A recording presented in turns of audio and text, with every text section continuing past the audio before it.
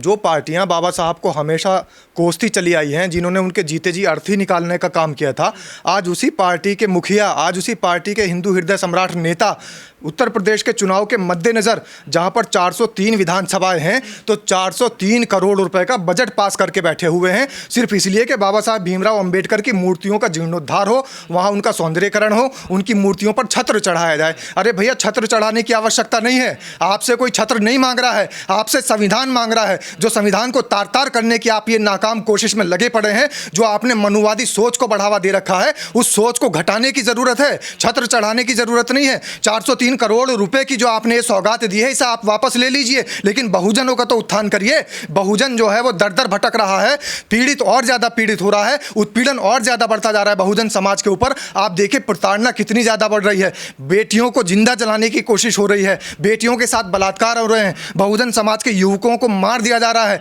अगर कोई बुलेट लेकर के चल रहा है तो उसके हाथ काट दिए जा रहे हैं। आप एक तरफ बहुजन समाज को दरकिनार कर रहे हैं, आप बहुजन समाज की प्रताड़ना कर रहे हैं, बहुजन समाज का उत्पीड़न कर रहे हैं, और बहुजन समाज के मसीहा को सिर्फ इसलिए क्योंकि 2027 करीब आ रहा है और 403 विधानसभाएं उत्तर प्रदेश के अंदर हैं, तो 403 करोड़ रुपए की सौगात देने की बात करते हैं। और वही योगी आदित्यनाथ, जहां पर दिखावा है या फिर अंदर से ये दिखावा नहीं तो क्या है। अब ये आप देखिए कि कितनी इनकी सरकारें चल गई, आज तक जो है इनके पूर्वज वो क्या करते थे, वो बाबा साहब भीमराव अंबेडकर की उनके जीते जी अर्थी निकालने का काम करते थे। बाबा साहब भीमराव अंबेडकर को अगर वो बाल कटवाने जाते तो नाई की दुकान पर से भगाने का काम करते थे, अगर वो स्कूलों में शिक्षा ग्रहण करने जाते तो वहां से बाहर निकालने का तो अपना रहे ना, लेकिन अपना क्यों रहे? क्योंकि 2027 करीब आ रहा है, सबको सत्ता चाहिए, सत्ता की मलाई चाटने के लिए। अभी आप देखिए जहां जिस जगह पर आप बैठे नोएडा, यहां पर बसपा सुप्रीमो मायावती ने अपने कार्यकाल में एक बड़ा दलित प्रेरणा स्थल देने का काम किया था, राष्ट्रीय दलित प्रेरणा स्थल बनाया था, उसकी तरफ को किसी की भी निगाहें नहीं गई। बहुत सारे लोगों ने विरोध किया, लोगों ने कहा कि मूर्तियां बना दी, लोगों ने कहा कि जनता का जो पैसा है वो बर्बाद कर दिया, लोगों ने कहा बहुजन समाज को लूट लिया, लोगों ने कहा बहुजन समाज के उत्थान के लिए जो पैसा लगना चाहिए था वहां पर बाबा साहब भीमराव अंबेडकर की मूर्तियां बना दी, हाथी की मूर्तियां बना दी, मान्यवर साहब कांशीराम की मूर्तियां बना दी। लेकिन अब ये भारतीय जनता पार्टी की सरकार, अब ये केंद्र सरकार, अब ये उत्तर प्रदेश सरकार 107 करोड़ रुपए का जो बजट पास कर रही है नोएडा अथॉरिटी के लिए कि सौंदर्यीकरण कराया जाए, तो अब क्यों इनको याद आ गई? अब क्या वो पार्क नहीं बचा? अब क्या वो मूर्तियां नहीं बची जिनके लिए पैसा खराब किया जा रहा था? अब वो पैसा सही जगह लगाया जा रहा है। 107 करोड़ रुपया भारतीय जनता पार्टी की उत्तर प्रदेश सरकार ने, मुख्यमंत्री योगी आदित्यनाथ ने पास कर दिया। किसी का ध्यान इधर आकर्षित नहीं है, लेकिन ध्यान किसका आकर्षित किया जा रहा है? बहुजन समाज को बरगलाने के लिए, बहुजन समाज को बहलाने फुसलाने के लिए, उनका वोट बैंक अपनी तरफ खींचने के लिए ये काम किया जा रहा है। ये काम भारतीय जनता पार्टी के लिए सही हो सकता है, ये बहुजन समाज के लिए सही नहीं है। जिस काम का कल तक वो विरोध कर रहे थे, आज उसी काम के लिए 107 करोड़ रुपए का जो बजट है वो क्यों आवंटित कर दिया, क्यों सौगात दी जा रही है? 14 अप्रैल को नितिन गडकरी और नरेंद्र मोदी आखिर वो दिल्ली देहरादून एक्सप्रेसवे का उद्घाटन करने के लिए क्यों तारीख तय कर रहे हैं? अगर उनको इतना ज्यादा प्रेम था तो ग्वालियर के अंदर, मध्य प्रदेश के अंदर ग्वालियर हाईकोर्ट के प्रांगण में मूर्ति क्यों नहीं लगने दी? वहां पर बाबा साहब भीमराव अंबेडकर से गुरेज, वहां पर बाबा साहब भीमराव अंबेडकर से परहेज। लेकिन उत्तर प्रदेश के, पश्चिम उत्तर प्रदेश के सहारनपुर में जा रहे हैं 14 अप्रैल को और कह रहे हैं कि बाबा साहब भीमराव अंबेडकर की जो जयंती है उसके मौके पर हम इस देश को, इस उत्तर प्रदेश को दिल्ली दून एक्सप्रेस में देना चाहते हैं। तो अगर इस प्रदेश को कुछ देना चाहते हैं, इस देश को कुछ देना चाहते हैं, तो बाबा साहब भीमराव अंबेडकर की प्रतिमाओं का विरोध क्यों हो रहा है? आज तक वो मामला आधार में क्यों लटका हुआ है? आखिर लोगों को ज्ञापन क्यों सौंपने पड़ रहे हैं? बाबा साहब भीमराव अंबेडकर को स्थापित करने के लिए लड़ाई क्यों लड़नी पड़ रही है? आप देखिए महात्मा ज्योतिबा फुले से प्रेम दिखा रहे हैं, नरेंद्र मोदी उनके चरणों के अंदर पुष्प अर्पित कर रहे हैं, लेकिन उनके आदर्शों को क्यों नहीं अपनाते हैं? फिर उनके आदर्शों से प्रेम क्यों नहीं है? फिर भारतीय जनता पार्टी के कार्यालय के अंदर श्यामा प्रसाद मुखर्जी क्यों नजर आते हैं? फिर पंडित दीनदयाल उपाध्याय क्यों नजर आते हैं? फिर इनके कार्यालयों के अंदर, फिर आरएसएस के मुख्यालयों के अंदर बाबा साहब भीमराव अंबेडकर नज़र क्यों नहीं आते? फिर वहाँ पर महात्मा ज्योतिबा फुले नज़र क्यों नहीं आते? जब शिक्षा की अलग की बात होती है, महात्मा ज्योतिबा फुले की जयंती आती है और 2027 का चुनाव जैसे ही करीब आता है तो तुरंत इनको बाबा साहब भीमराव अंबेडकर नजर आ जाते हैं। वोट बैंक की राजनीति है, इसके अलावा कुछ नहीं, सब मलाई चाटने की राजनीति है। और बहुजन समाज को बहकाने के लिए, बहुजन समाज को अपनी तरफ आकर्षित करने के लिए 14 अप्रैल इन्होंने एक सिंडिकेट बना लिया है। जिस तरीके से पश्चिम बंगाल के अंदर जाकर के नरेंद्र मोदी रो रो करके दिखा रहे हैं, और वो लोगों के बीच में जाकर ये कह रहे हैं कि एक बार मुझे पश्चिम बंगाल के अंदर मौका दीजिए, मैं बहन बेटियों को सुरक्षित करके दिखा दूंगा। मणिपुर के अंदर भी तो इन्हीं की सरकार थी, वहां की बहन बेटियों को क्यों नहीं सुरक्षित कर पाए? उत्तराखंड के अंदर भी तो मोदी को चुना गया था, मोदी के प्रतिनिधियों को चुना गया था, मोदी के नेताओं को चुना गया था,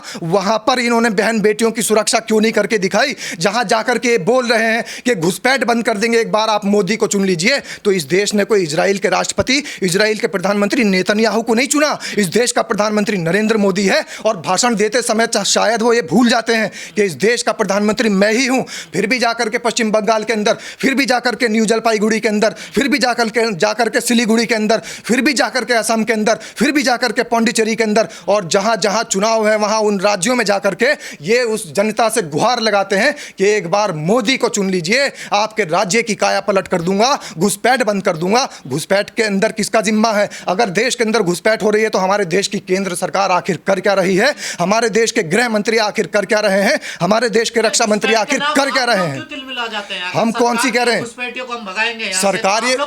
सरकार घुसपैठियों को भगाने की बात करती है और शेख हसीना को पनाह देने की बात करती है। सरकार घुसपैठियों को भगाने की बात करती है और तस्लीमा नसरीन को पनाह देने की बात करती है। जो वांछित अपराधी हैं जिस देश के, उनको हमारा देश क्यों पनाह दे रहा है? जहां के न्यायालयों ने उनके ऊपर इनाम घोषित कर रखा है, जहां के न्यायालयों ने उनको दंडित कर रखा है, फिर हमारे देश के प्रधानमंत्री ऐसे घुसपैठियों को क्यों घुसाने का काम करते हैं? अगर घुसपैठियों को भगाना है तो सबसे पहले अपराधियों को भगाया जाए। फिर इस देश के अंदर सीमा जैसी एक महिला आ जाती है, उसका क्यों नहीं कहीं से कहीं तक भी जांच पड़ताल होती? फिर उसका कहीं ना कहीं कोई संज्ञान क्यों नहीं लिया जाता? हमारे देश के अंदर तस्लीमा नसरीन आती है तो फिर संज्ञान क्यों नहीं लिया जाता? हमारे देश के अंदर शेख हसीना रहती है तो संज्ञान क्यों नहीं लिया जाता? और अगर देश के अंदर से घुसपैठियां आपको भगाने हैं तो फिर ये जो एनआरसी का नाटक किया था, फिर जो ये सीए का नाटक किया था, फिर ये जो एसआईआर का नाटक किया था, जिसके अंदर आपने करोड़ों वोट काट दिए और उसकी जगह करोड़ों वोट नए शामिल हो गए, लेकिन जिन लोगों के वोट कटे हैं उनके तो शामिल हुए नहीं। फिर नए कौन से लोग हैं? फिर वो शायद बाहर से विदेश से आई हुई जो महिला मॉडल थी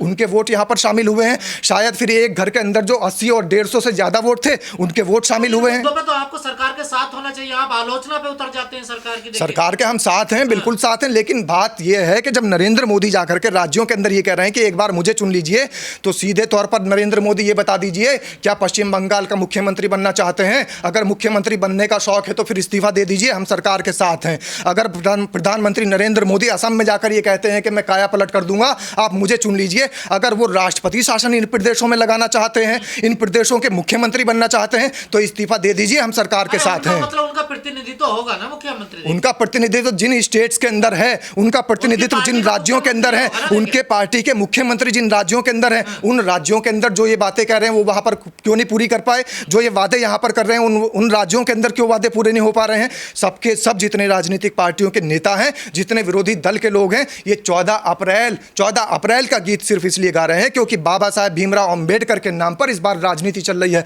उत्तर प्रदेश के अंदर विकास का मुद्दा नहीं लेकर के आएंगे, उत्तर प्रदेश के अंदर गैस की किल्लत का मुद्दा लेकर के नहीं आएंगे, उत्तर प्रदेश के अंदर महंगाई का मुद्दा लेकर के नहीं आएंगे, उत्तर प्रदेश के अंदर बढ़ते क्राइम के ग्राफ का मुद्दा लेकर के नहीं आएंगे, उत्तर प्रदेश के अंदर शिक्षा की बदहाली का मुद्दा लेकर के नहीं आएंगे, उत्तर प्रदेश के अंदर शिक्षा स्वास्थ्य व्यवस्थाएं चरमराई हुई है उनका मुद्दा लेकर के नहीं आएंगे, क्योंकि इनके पास जवाब देने के लिए कुछ है ही नहीं। तो इसलिए ये बाबा साहब भीमराव अंबेडकर का मुद्दा लेकर के आ रहे हैं। जब विदेशों में जाते हैं तो महात्मा गौतम बुद्ध याद आ जाते हैं, जब विदेशों में जाते हैं तो बाबा साहब भीमराव अंबेडकर याद आ जाते हैं, लेकिन जब देश के अंदर आते हैं और यहाँ पर राष्ट्रीय दलित प्रेरणा स्थल बनाते हैं या राष्ट्रीय प्रेरणा स्थल बनाते हैं तो श्यामा प्रसाद मुखर्जी और पंडित दीनदयाल उपाध्याय नजर आते हैं। इनसे विचार भी नहीं मिलते हैं। आखिर बाबा साहब को क्यों मानते हैं फिर? बाबा साहब भीमराव अंबेडकर को सिर्फ इसलिए मानते हैं क्योंकि 85% का झगड़ा है इस देश के अंदर। बहुजन समाज 85% से ज्यादा है, इनको सिर्फ वोट चाहिए। इनको महात्मा ज्योतिबा फूले नजर आते हैं तो अति पिछड़ा वर्ग का वोट कितना है, इनकी जो सेंधमारी चल रही है वो काउंटिंग देख करके चल रही है, वो परसेंटेज देख करके चल रही है,